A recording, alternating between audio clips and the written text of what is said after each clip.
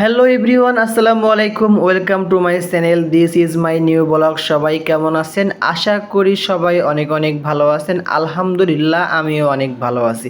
তো আজকে কোথায় এসেছি, কোথায় গিয়ে খেয়েছি, এটা আর বলবো না। এটা অবশ্যই আপনারা ভিডিওর শুরুতেই বুঝতে পেরেছেন।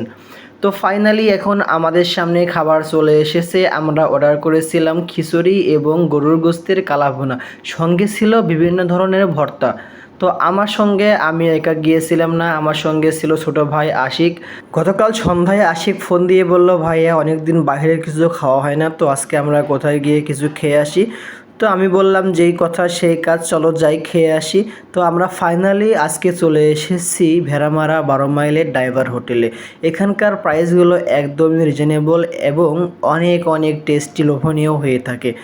তো আপনারা যারা এগুলো খেতে চান অবশ্যই ভেড়ামারা 12 মাইলে চলে আসবেন, তাইলে আপনারা মজার মজার খাবারগুলো পেয়ে যাবেন। আর এখানে রাতের বেলায় বিশেষ করে অনেক মানুষের সমাগম হয়, সবাই এখানে খাবার জন্য আসে। আপনারা কে কোথায় থেকে আমার এই ভিডিওটি দেখছেন এবং এই ধরনের মজার মজার খাবার ভিডিও দেখার জন্য আপনাদের বন্ধুদেরকে অবশ্যই শেয়ার করে দিবেন।